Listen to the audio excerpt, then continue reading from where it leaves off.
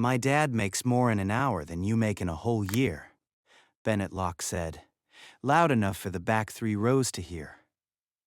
Why do you even bother driving this rusty thing?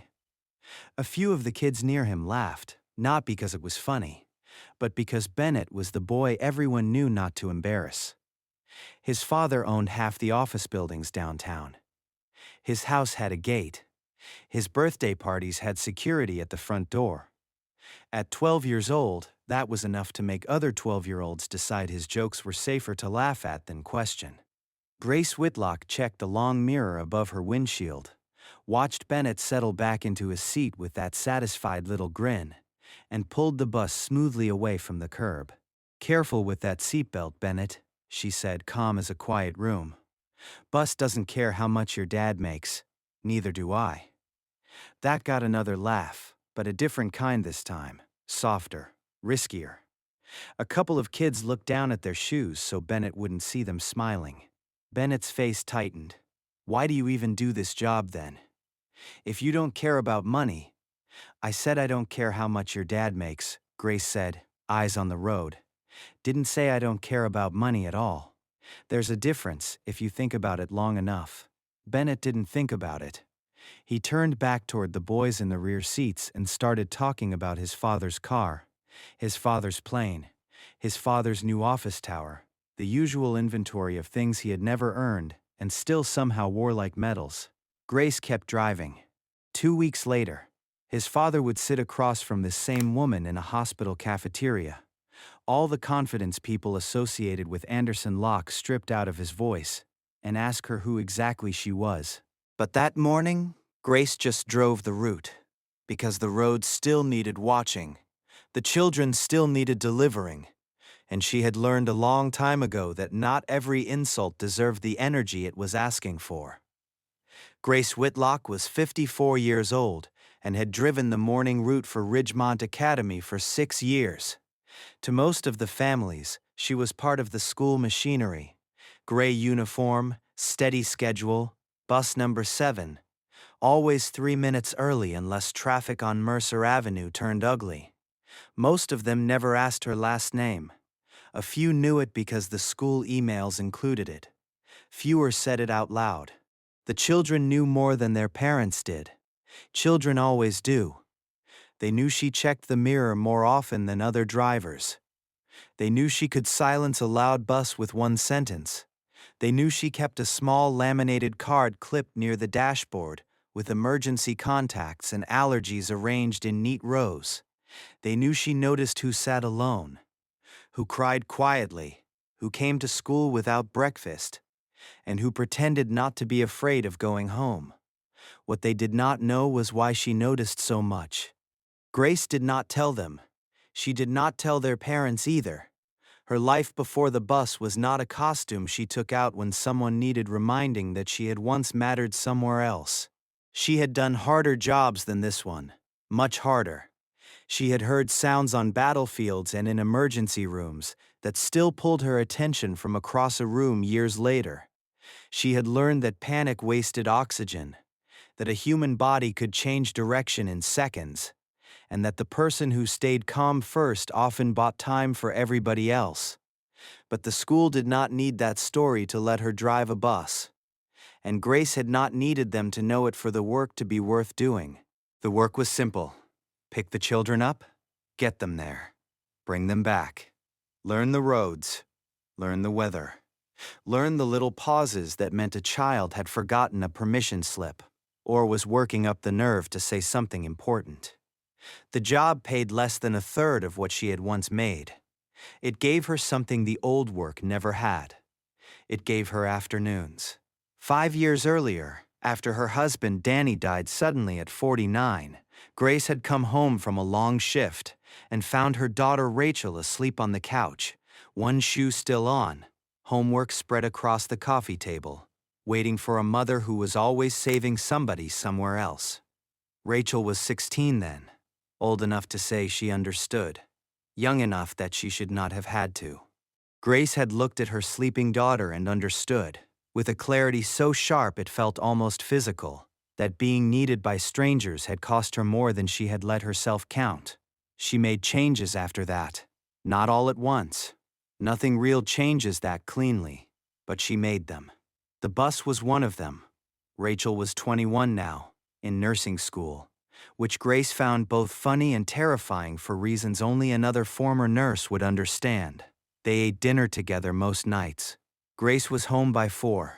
That mattered to her in a way Bennett Locke could not possibly understand from the back of a school bus with leather shoes that cost more than Grace's weekly grocery bill. Bennett had been testing her all year. He had asked once if the bus had air conditioning, for poor people. He had complained that the seats were worse than his father's SUV. He had asked whether bus drivers got to take vacations, or if they had to work all summer, because they needed the money. Sometimes he said these things with a smirk, sometimes with the sincere curiosity of a boy who had never been required to examine the difference between comfort and value. Grace corrected him when he turned that attitude on other children.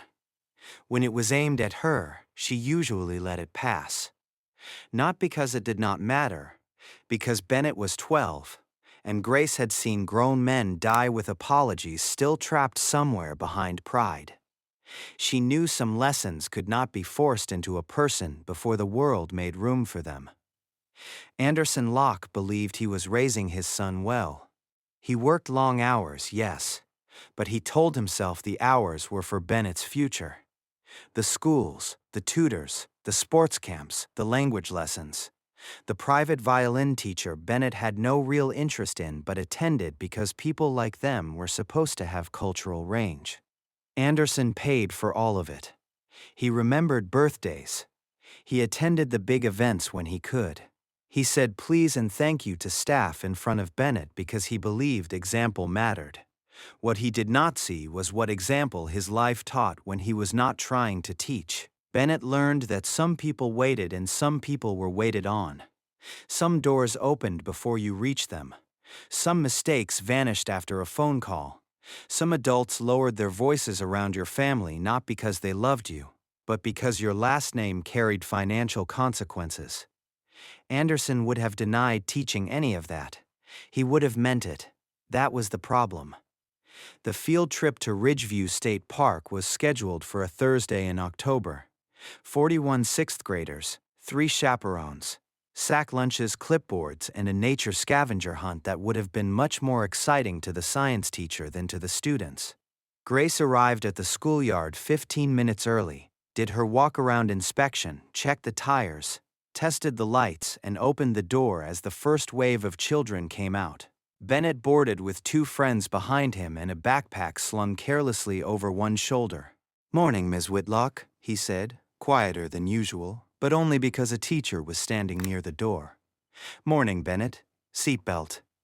He gave the smallest sigh a child can give while still pretending not to sigh, and moved down the aisle. Grace waited until the students were settled before she stood at the front with the emergency card list in one hand and the first aid box visible beneath the front seat. "Before we leave, listen carefully," she said. The bus noise dropped by half. Her voice had that effect. "We have students on this bus with documented food allergies.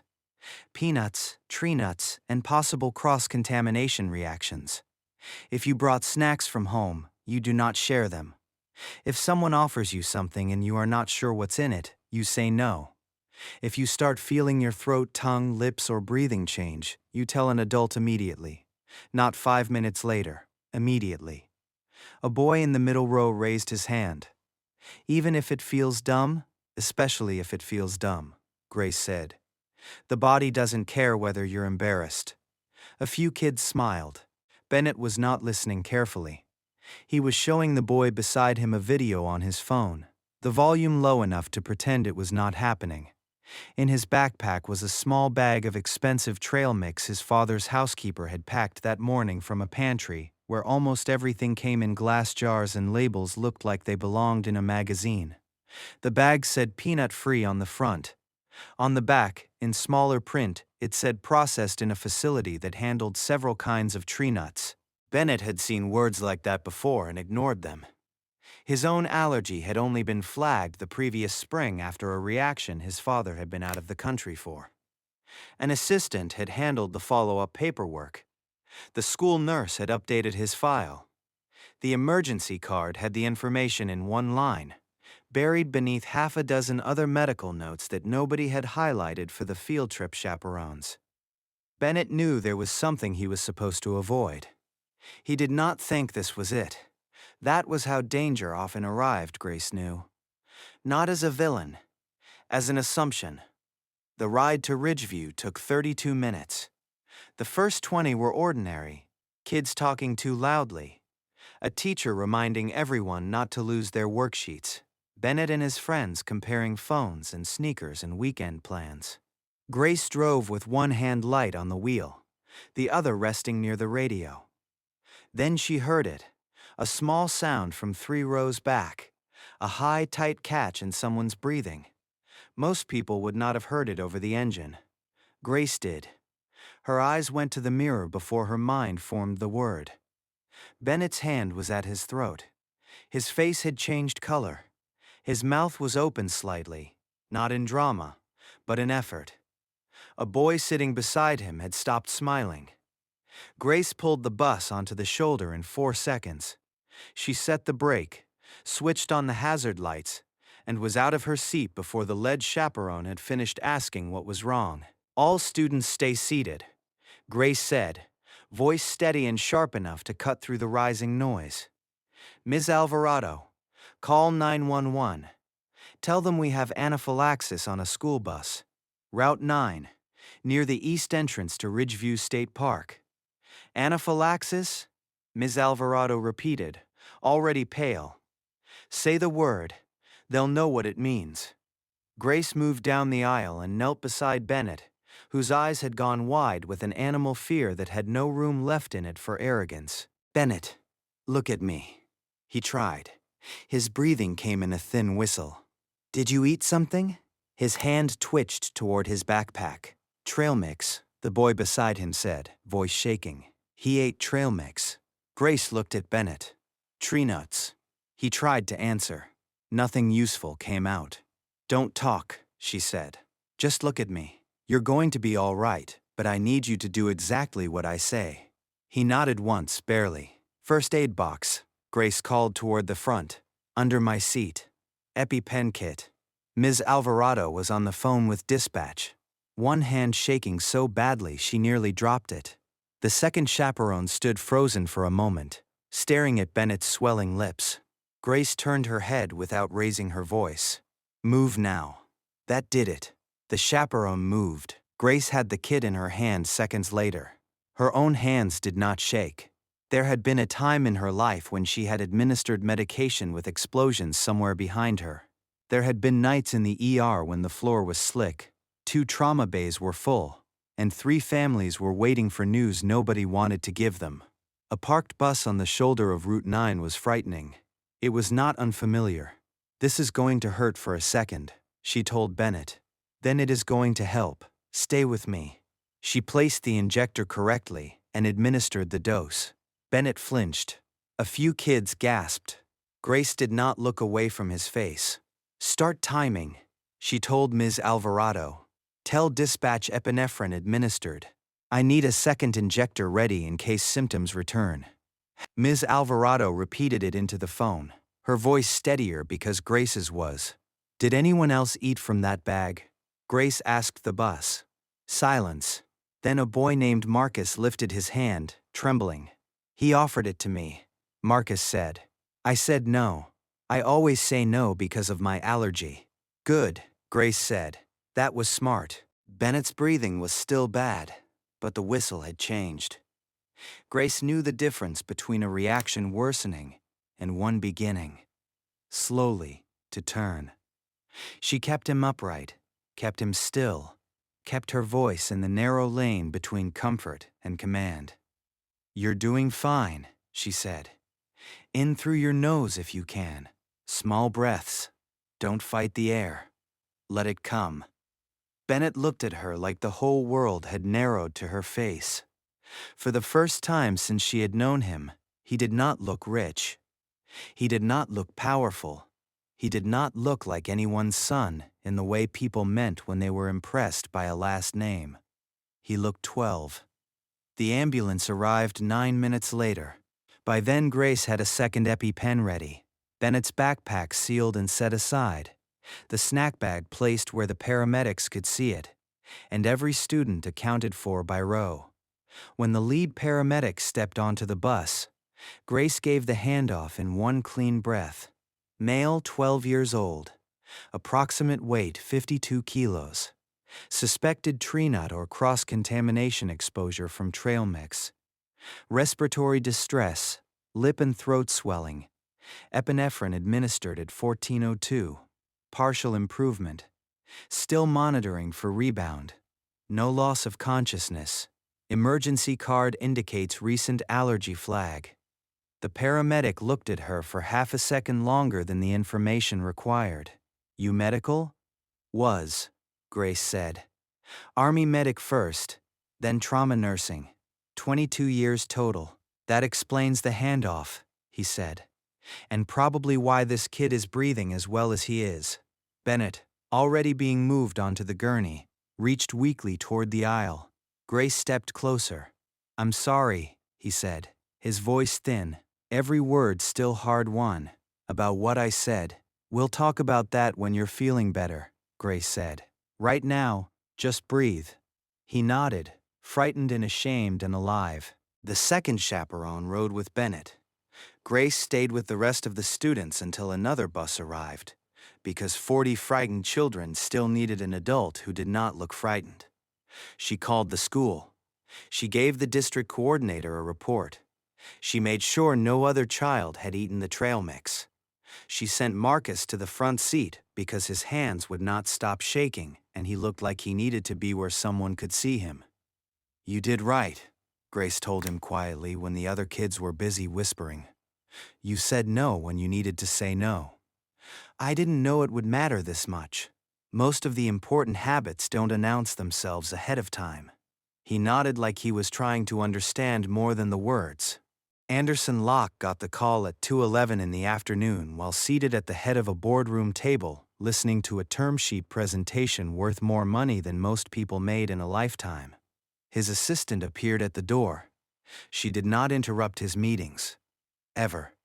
That was why every person at the table stopped before she spoke. "It's the school," she said. "Bennett had an allergic reaction. They say he's stable. They say you need to get to Ridgeview General now." The term sheet vanished from Anderson's mind so completely it might never have existed. He reached the hospital in 23 minutes. He broke speed limits he would have normally paid attorneys to handle after the fact. He ran through the emergency entrance in a suit that cost more than Grace's bus route paid in a month and found Bennett sitting upright in a bed, pale, shaken, breathing normally, an IV in his arm. "Dad," Bennett said, and his voice broke. Anderson crossed the room and took his son's hand with both of his. "Tell me what happened." Bennett told him in pieces. The trail mix. The strange feeling in his throat. The moment he could not pull in enough air. The way Grace had stopped the bus. The way she had known what to do. The way she had told him he would be all right, and sounded like she was saying something she had earned the right to know. "The bus driver saved me," Bennett said. "Ms. Whitlock saved me." Anderson closed his eyes for 1 second. He had heard Grace Whitlock's name before. It was on emails, forms, transportation schedules.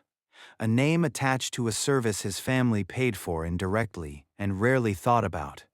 Now it was the name between his son and a phone call no parent survived unchanged. A nurse came in to check Bennett's vitals.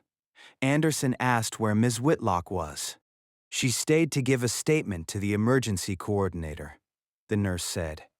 "I think she's in the cafeteria now." Anderson found her there 20 minutes later, sitting alone with a coffee she had not touched. Still in her gray driver's uniform, shoulders held with the particular exhaustion of someone whose body had done exactly what it was trained to do, and was only now asking what that had cost. "Mrs. Whitlock?" She looked up. Anderson Locke was used to rooms adjusting around him. This one did not. Grace simply waited. He sat across from her without his usual certainty. "I don't know how to thank you properly," he said. I don't think I know how to thank anyone properly, if I'm honest. It isn't something I've had much practice at. You don't need to thank me, Grace said. I did what anyone with the training would have done. Nobody else on that bus had the training. He paused. The paramedic told me you were Army, then trauma nursing. Army medic, Grace said. Then ER. 22 years. Anderson looked at her uniform, gray shirt, district patch, plain black shoes, the kind of clothing his son had used as evidence of a small life. 22 years, he said quietly. Yes. Why are you driving a school bus? Grace did not answer immediately. She considered the question the way she considered most things. Not offended, not eager, simply deciding how much truth the moment required. My husband died 5 years ago, she said. I had a daughter at home. I had spent most of her childhood saving strangers on double shifts and telling myself she understood. One night I came home and found her asleep on the couch waiting for me. Homework still open, and I realized understanding is not the same thing as having your mother there. Anderson did not move, so I left the ER, took a job that got me home by 4. Less money, more dinners, more ordinary days. I chose that on purpose. He sat with that longer than boardroom silence ever allowed. My son mocked you this morning, he said finally. Grace's eyes did not change, which told him she already knew what he was talking about. He is 12, she said. That explains his age. It doesn't excuse what he thinks people are worth. No, Grace said. It doesn't. The honesty landed harder than comfort would have. Anderson looked down at his hands. I heard about it from another parent before the hospital call. I was going to speak with him tonight. I was going to make it a lesson about manners, polite language, respecting staff. His mouth tightened slightly. That would have been too small, wouldn't it? It would have been a start, Grace said. But not the whole thing. What is the whole thing? That's not my job to give you, Grace said. He's your son, but if you want my opinion, he doesn't need to learn that bus drivers deserve polite words. He needs to learn that he doesn't know enough about anyone to decide their value from the seat they happen to be sitting in. Anderson looked at her then, fully. No one in his professional life spoke to him that directly unless they had leverage. Grace had none, and that made it cleaner. You're right, he said. I know. For the first time that day, something that almost resembled a smile crossed her face. It was gone quickly. Anderson nodded once, not because the conversation was comfortable, but because he understood he had just been handed something more useful than gratitude. The conversation he had with Bennett that evening was not the one he had planned before the call from the school. The hospital room was dimmer by then. Bennett had eaten 2 bites of a sandwich and given up. The monitors beside him made small, steady sounds that Anderson suspected he would remember for the rest of his life. I need you to hear me, Anderson said, sitting beside the bed. Not as a lecture, as something I should have taught you before today. Bennett looked at the blanket. Ms. Whitlock's name is Grace Whitlock. She spent 22 years as an Army medic and a trauma nurse. She has saved more lives than either of us will ever know. She left that work after her husband died because she wanted to be home for her daughter. She chose the bus route because it let her be present for the people she loved. That is who you called replaceable. Bennett's face tightened. I didn't know. No, Anderson said. You didn't. And that is partly my fault. I taught you to say thank you to staff. I did not teach you to wonder who they were before they walked into a room where you needed something from them. I treated respect like etiquette. It is not. It is a way of seeing. Bennett swallowed. I thought. He stopped. What did you think? I thought if someone had a better life before, they wouldn't be driving a bus. I thought jobs like that meant. He pressed his lips together. I don't know. I don't want to say it now. Say it anyway. That they couldn't do anything else. Anderson let the ugliness of it sit between them. He did not rescue Bennett from it. She could do things most people cannot do, Anderson said. You were alive today because of one of those things. Bennett stared at the monitor line moving with his heartbeat. What do I do? You start by apologizing without expecting it to erase anything. Then you spend a very long time becoming the kind of person who would never need a hospital bed to understand someone mattered. Bennett looked at him then. Will you help me do that? Or just tell me to? The question struck Anderson with the force of a door closing somewhere behind him. I'll help, he said. Actually, you can hold me to that. I will, Bennett said very quietly. Grace did not go home until after 6. Rachel was already at the kitchen table when she came in, laptop open, nursing textbook beside it, phone still in her hand. Mom. I'm fine, Grace said, before Rachel could ask. You always say that first when you are not completely fine. Grace set her bag down and sat heavily across from her. The house was warm. The table was scratched in the same place it had been scratched since Rachel was 12. The smell of tomato soup came from the stove, and Grace felt the old adrenaline finally leave her body with such speed that for a moment she had to put both hands flat on the table. Rachel's face changed. Was it bad? It could have been worse, Grace said. It wasn't. He's alive. Breathing. Scared, but alive. Rachel reached across the table. You used to come home like this when I was little. I know. I didn't mean that as blame. I know that too. Grace looked at her daughter, 21 now and already learning the names of things Grace had once done without naming them at all. Every emergency is scary for about 4 seconds, Grace said. Then the training gives you somewhere to put the fear. I forgot how much I missed being useful like that. Would you go back? Grace thought about it. Not yet. Maybe someday. I like being home by 4. I like soup on the stove and you complaining about pharmacology and the fact that I know what day of the week it is now. I built this life for a reason. Rachel smiled a little. That's a very you answer. It's the only kind I've got. 3 weeks later, Grace received a letter from Bennett. It was handwritten, uneven, and clearly not edited by a publicist, a tutor, or a father with too much experience controlling language. That mattered to her. He wrote that he was sorry for what he had said on the bus not just that morning but before. He wrote that when he could not breathe, the thing he remembered most clearly was that she did not look scared, and that made him feel like there was still a way out. He wrote that he had been wrong about what made a person important, and that he was starting to think maybe being important had more to do with what you did when someone needed you than with what your family name could buy. It was clumsy in places.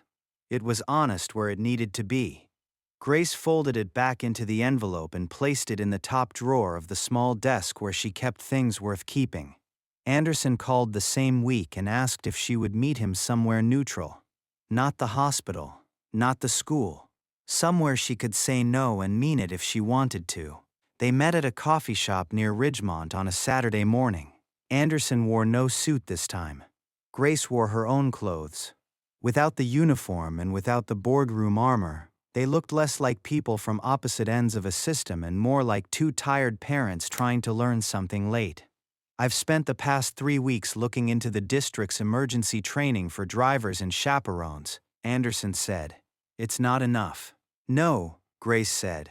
It isn't. Basic first aid when hired. CPR renewal if someone remembers. Allergy response mostly handled through paperwork and hope. He shook his head. If you had not been driving that bus, my son might have had 9 very different minutes. Most drivers would have done their best. I believe that.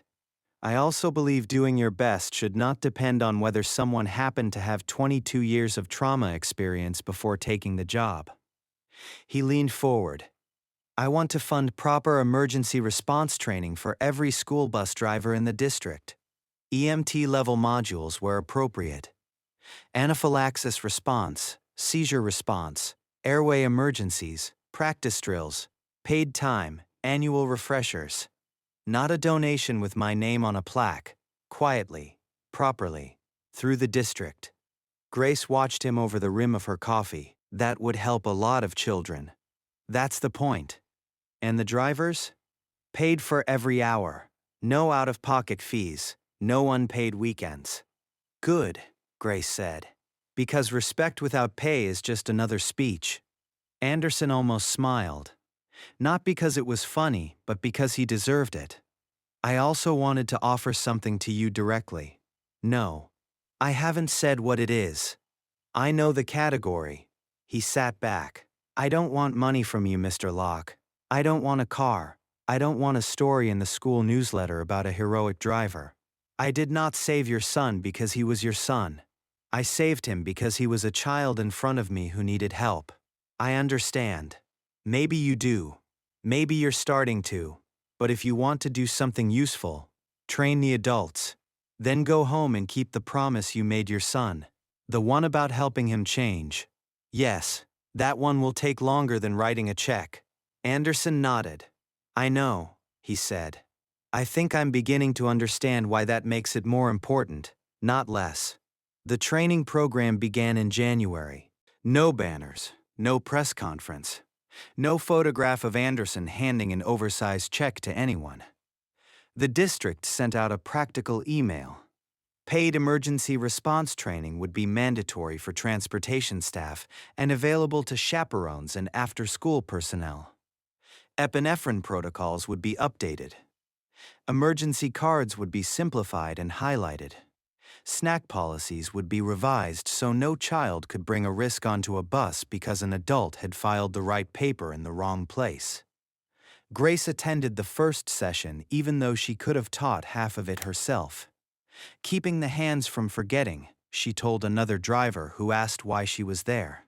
The driver, a man named Paul who had been on the West route for 9 years, shook his head after practicing with the trainer device for the 5th time.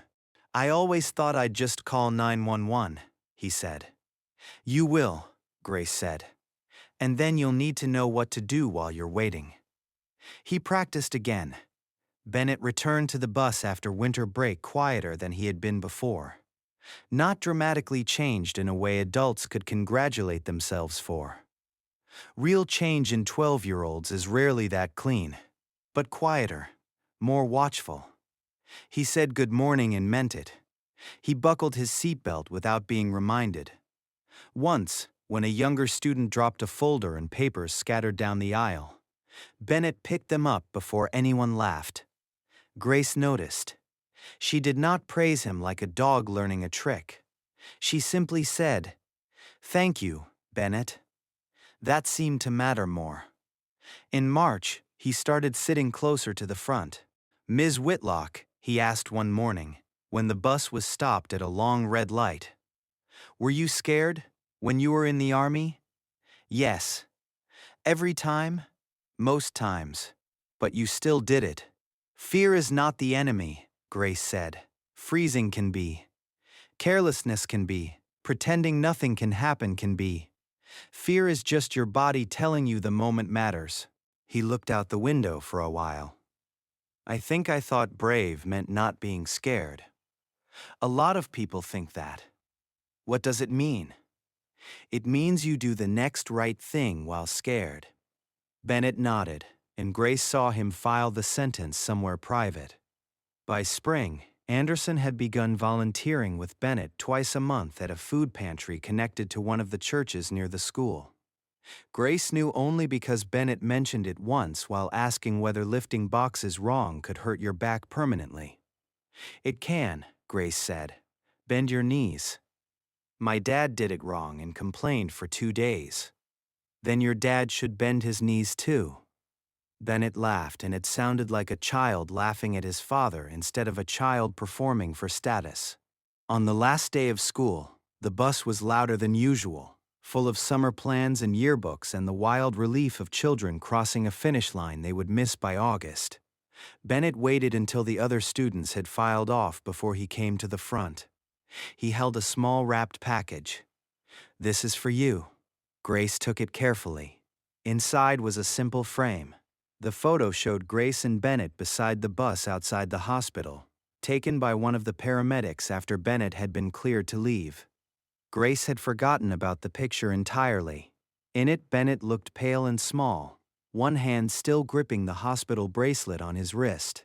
Grace stood beside him in her gray uniform, not smiling exactly, but present. On the back, in Bennett's handwriting, were 3 words: I know now. Grace looked at it for a long moment. So you don't forget, Bennett said, that I know who you really are. Grace held the frame with both hands. I never forgot who I was, Bennett. He looked embarrassed, but not wounded. I know, I meant, so you know I know. That is different, she said. Thank you. He nodded once. My dad says he's still learning too. He says it's a longer project than he thought. The ones worth learning usually are. Bennett stepped down onto the curb, then turned back. See you next year, Miss Whitlock. See you next year, Bennett. Grace watched him walk toward the school entrance where Anderson waited beside a car that looked less important than it used to. Anderson lifted one hand in a small wave. Grace returned it. She set the framed photo on the dashboard, where the afternoon sun caught the glass for just a second. Then she closed the bus doors and pulled away from the curb for the last time that school year. Already thinking about groceries, and Rachel's clinical rotation schedule, and dinner, and the quiet ordinary life she had built on purpose. It had never needed anyone's recognition to be worth something. But it was not a bad thing, Grace thought. When people finally learned to see what had been in front of them all along.